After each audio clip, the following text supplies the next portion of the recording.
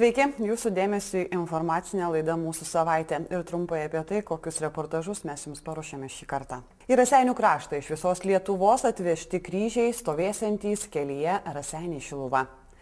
Dalyvaudama pilotinėme projekte, mūsų rajono savivaldybė per pusę metų sutaupė jau 2 milijonus litų. Raseinių mieste jau kuriama naujo 3-ojo lopšelio darželio vizija. Nuomonę, kokio jo reikia, dar galite pareikšti ir jūs. Šiandien Raseinių mieste yra 2 lopšeliai darželiai. Pastebėjus padidėjusi poreikį, rajonų taryba šiemet priėmė sprendimą, kad mūsų miestui yra reikalingas 3 lopšelis darželis. Prieš priimant šį sprendimą buvo apklausti beveik 200 tėvelių. Pasiūlymų iš jų pusės pateikta daug ir įvairių. Pagrindiniai pasiūlymai buvo tokie, kad reikia keisti darbo laiką. Paankstinti, pavėlinti, kad iš tikrųjų kitaip būtų lankščiau organizuojamas darbas darželiai. Kadangi ta informacija buvo nepakankama ir siekiant išplėsti apklausos spektrą, mes norime paklausti vis dėlto kokias paslaugas. Dėl darbo laiko jau daug mažai yra aišku, bet kokias paslaugas galėtumėm teikti, ko tėvai pageidauja, ar reikalingos budinčios grupės, ar reikalingos savaitinės grupės, kiek tokių grupių galėtų būti darželyje, kiek, sakykime, būtų nuo 0 iki 1,5 metukų, nuo gimimo iki 1,5 metukų, kiek tokių reikėtų grupių, kiek reikėtų grupių nuo 2 iki 3 metukų. Mes esam padarę situacijos analizę, žinome, kiek vaikų yra seniūnijose, kiek vaikų jau lanko darželius, kiek ketina lankyti. Tai situacija rodo, kad apie 33% vaikučių mūsų rajone lanko darželius, lopšelius darželius, apie 83% lanko priešmokyklinio ugdymo grupės. Ir švietimo mokslo ministras, kai lankėsi mūsų savivaldybėje, tai būtent tą ir akcentavo, kad mūsų savivaldybėje, lyginant nacionaliniu lygmeniu, mažai vaikų lanko darželius. Aišku, bandėme išsiaiškinti situaciją, ar iš tikrųjų yra laisvų vietų, ar tikrai trūksta tų darželių. Tai situacija tokia, kad ir dabar prieš rugsėjo 1 bandėme išsiaiškinti, ar visų tėvų poreikiai yra tenkinami. Vis dėlto tikrai ne visų tėvų poreikiai yra tenkinami. Aišku, susidūrėme su tokia problema, kad yra eilė, bet, sakykime, kaip pavyzdį pateiksiu, iš 36 tėvelių, kurie stovi eilėje, tik 13 pareiškė norą tikrai patekti į darželį ir nuo rugsėjo 1 jį lankyti. Kiti tėveliai, tiesiog mes nežinom situacijos, ar jau susirado tą darželį, ar išvyko iš visos savivaldybės. Ir tokia mus pasiekia kontroversiška informacija.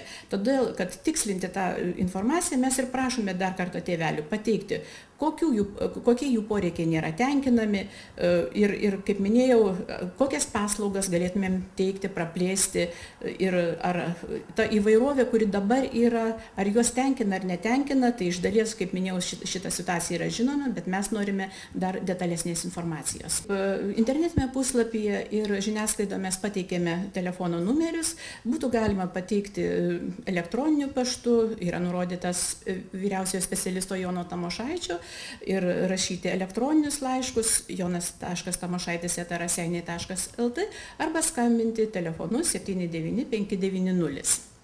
O sakykite, dabar kalbant apie 3 darželį, kokiu metu ir kada jau jisai yra planuojamas rekonstruoti, turiu mintyje buvusią katalikišką mokyklą? Taip, šiuo metu yra jau ruošiamas įrengti techninį projektą, todėl ir jau šiandien yra pasitarimas dėl strategijos, tiksliau specialistų, kokie yra pasiūlymai. Toliau vyks eilė pasitarimų, įvertinus tai, ką tėvai pasiūlys, ir jau reikia galvoti ne tik apie išorės pastato tvarkymo reikalus, bet ir kas turėtų būti viduje, kiek miegamųjų, kiek virtuvėlių, kiek grupelių. Ir kadangi sanhigienos reikalavimai yra labai griežti ir projektuojant darželį reikės atsižvelgti į visus minėtus reikalavimus. Viešojoje erdvėje šiemet daug diskutuojama, kadagi mūsų vaikams eiti į ugdymo įstaigas rugsėjo 1 šeštadienį ar rugsėjo 3 pirmadienį. Pasak departamento direktorės, visos savivaldybės savarankiškai priima sprendimus. Bent jau žiniasklaida informuoja, kad 50% savivaldybių mokslo ir žinių dieną rugsėjo 1 kvies moksleivius grįžti į klases. Kitagi pusė šventė perkelia, ji vyks pirmadienį rugsėjo 3 dieną. Mūsų rajono vadovybė ryžtingai priėmė sprendimą, kad rugsėjo 1 yra mokslo ir žinių diena. Ir ši šventė negali būti kilnojama. Visus kviečiame rugsėjo 1 dieną. Pagal suplanuotą scenarijų turėtume susitikti rugsėjo 1 pas Andravyje 9 val. O po to visi vaikai, jų tėveliai bus kviečiami į mokyklas. Tad visų laukiame tikrai rugsėjo 1, tą tikrąją mokslo metų pradžios dieną, mokslo ir žinių dieną, atmintiną dieną ir tikrai neplanavome ir nekeisime rugsėjo 1 šventės pradžią. Beje, departamento direktorė informuoja, kad rugsėjo 1 šeštadienį bus organizuotas ir pavėžėjimas visų moksleivių gyvenančių kaimiškose vietovėse. Sutaupyti 2 milijonai litų. Tokie rezultatai po pusės metų. Mūsų rajono savivaldybė kartu su 4 savivaldybėmis dalyvauja pilotinėme projekte. Pati sprendžia ir kontroliuoja, kam skirti piniginės socialinės paramas. Iš tikrųjų, tai džiuginantis rezultatai. Prieš dalyvaujant šiame projekte ir tarpininkaujančiam merui ir tikintis gerų labai rezultatų, mes tokių rezultatų gal ir nesitikėjome. Tikrai jie yra neblogi, tai yra pasiekta visų darbuotojų dėka, seniūnų, specialistų seniūnijose ir skyriaus darbuotojų dėka. Aišku, to pasiekti negalėtume, jeigu mums nevadovautų ir tam projektui tikrai didelį įtaką turi rajono meras, kuris jį kuruoja, juo labai domisi ir aišku, iš mūsų reikalauja, tai todėl ir tie rezultatai yra gan neblogi.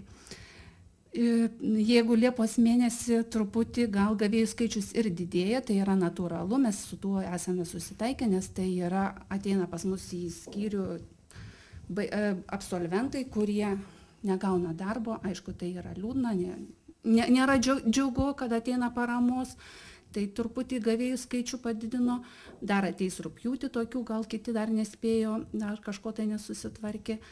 Rugsėjį ateis, aišku, abiturientai, kurie niekur neįstojo arba tiesiog nenorės mokytis ir ieškosis darbo per darbo biržą, tai truputį gavėjų skaičių padidins, bet pačių pašalpų mokėjimo dydis litais tai dar kol kas mažėja.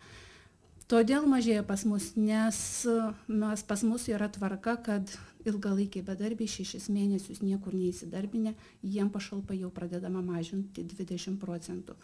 Tokiem bedarbiam, jeigu jie neįsidarbins visiškai niekur, po 12 mėnesių bus mažinama jau 30%.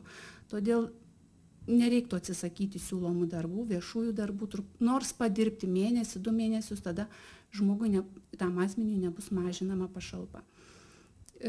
Paskutinį mėnesį už Liepą išmokėjom virš 500 000 litų, kai pernai tokiu pat laiku mes mokėjome 750 000,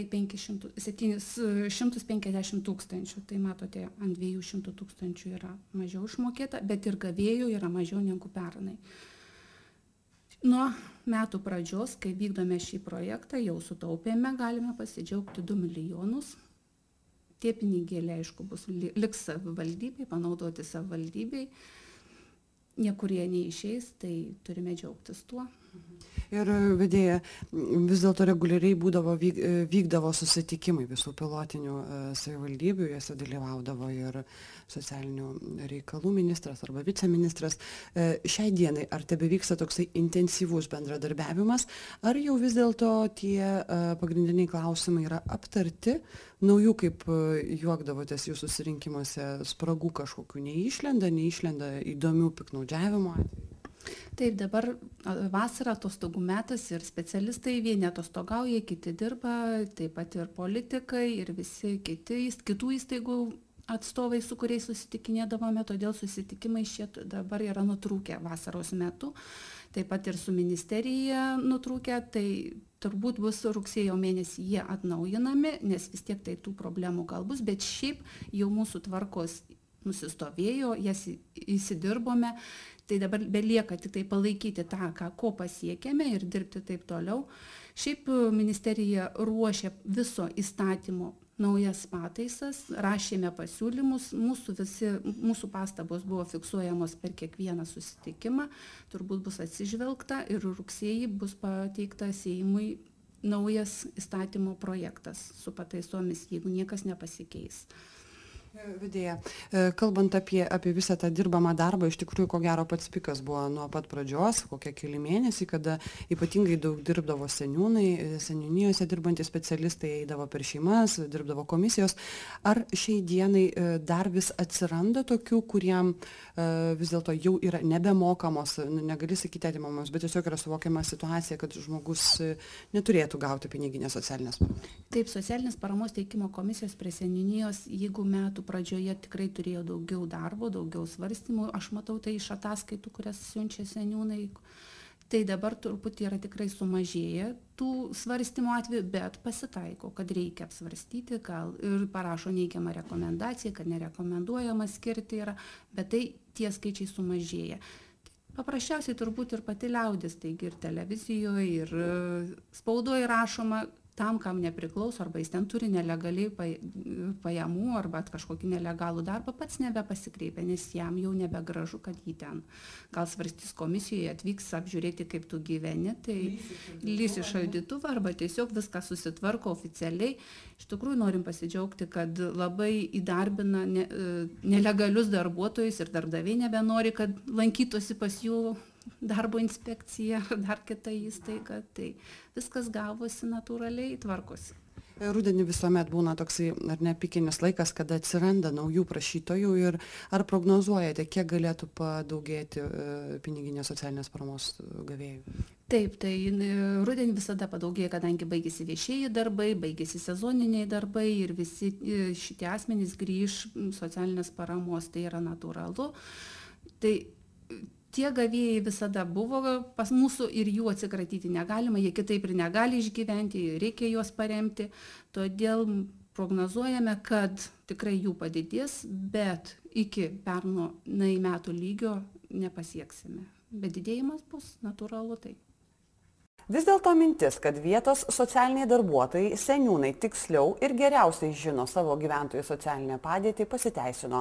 Šiuo metu atlikus didžiąją dalį titaniško darbo jau galima pasidžiaugti ir rezultatais. Raseinių rajono savivaldybės administracijos vadovybė ėmėsi ryžtingų veiksmų, kurie sulaukė įvairios kritikos. Visi Raseiniuose esantys informaciniai leidiniai, televizija gavo laiškus iš savivaldybės darbuotojų, kuriuose yra nuorodos įrodančios, kad savivaldybės administracija pribojo prieėjimą prie informacinių, pramoginių, internetinių portalų. Savivaldybės vadovybė išplatino informaciją.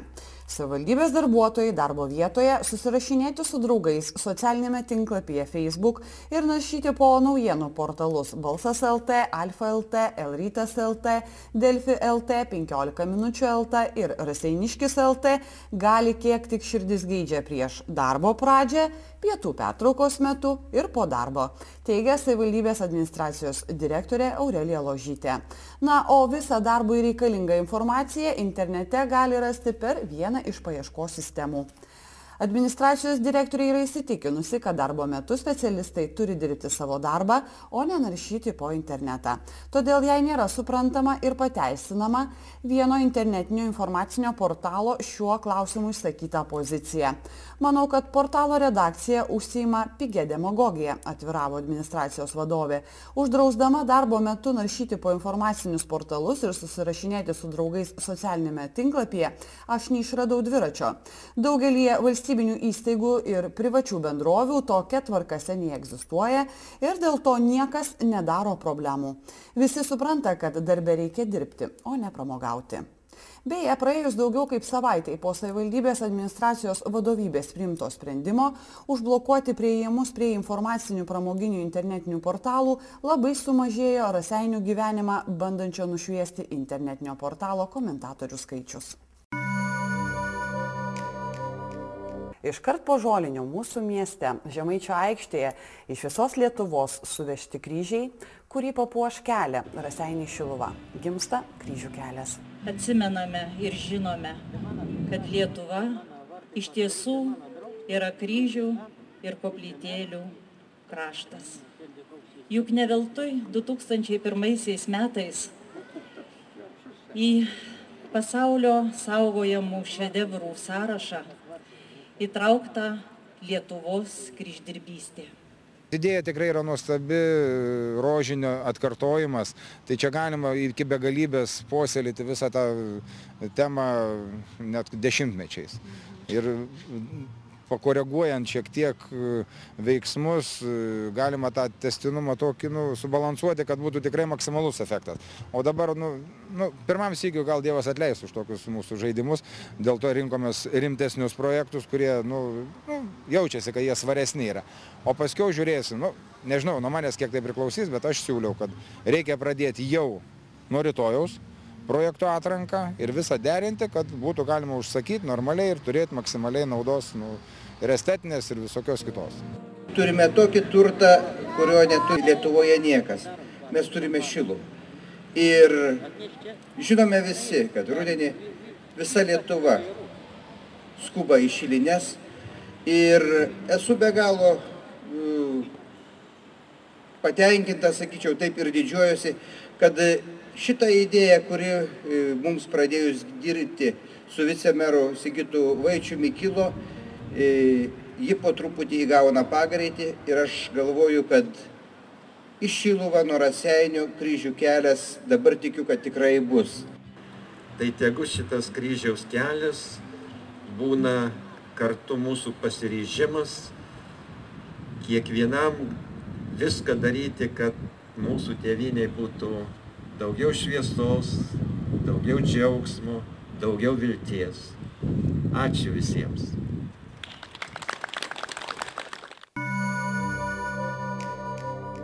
Praėjusį penktadienį Raseinių rajono vaikų globos namų auklėtiniams tradiciškai buvo surengtas žygis baidarėmis. Toks prevencinis renginys vyksta jau nuo 2008 metų. Anot Raseinių rajono policijos komisariato pareigūnės Rasos Šimkevičienės, toks renginys labai vilioja jaunuolius. Jie kasmet noriai dalyvauja ir kaskart jų būrys plečiasi vis labiau. Šiandien tiesiog pas mus yra suorganizuotas prevencinis renginys toksai, žygis baidarėmis, jisai jau yra nuo 2008 metų, tęsiamas, yra 43 vaikai susirinkę ir 7 atsakingi suaugę asmenys policijos pareigūnai. Yra skirta lėšų keli šimtukai prevenciniai veiklai gerinti, todėl mes tradiciškai surengėme vaikams žygį. Vaikai yra iš Kalnujų, Nemakščių, Paliepių, Raseinių miesto, net iš Betygalos. Tai va, tokia situacija, kad norinčių vaikų plaukti su policija baidarėmis ir žaisti po plaukimo įvairias estafetes ir sportinius varžybas yra labai daug, bet galimybės neleidžia. Tai tiesiog tiek, kiek yra, tiek ir paimam tų vaikų. O koks sakykit bus maršrutas jūsų plaukimo? Maršrutas bus iš Kelmės rajono, Mosteikių kaimo, iki Katauskių, iki Pakalnės sodybos. Nors tądien saulutė nelepino ir oras buvo gan žvarbus, jaunimas neprarado noro ir entuziazmo pasimėgauti vandens teikiamais malonumais. Kaip jaučiatės, kokia nuotaika? Puikiai. Ar pirmą kartą tokiam žygyje dalyvaujat? Taip, dar nesu važiavęs aš su tiek daug žmonių. Nebaisu? Ne.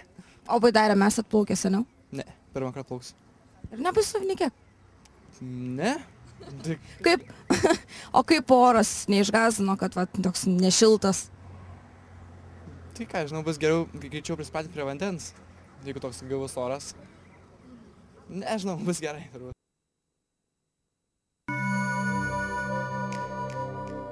Šį kartą naujienų ir informacijos tiek. Dėkojame, kad žiūrėjote.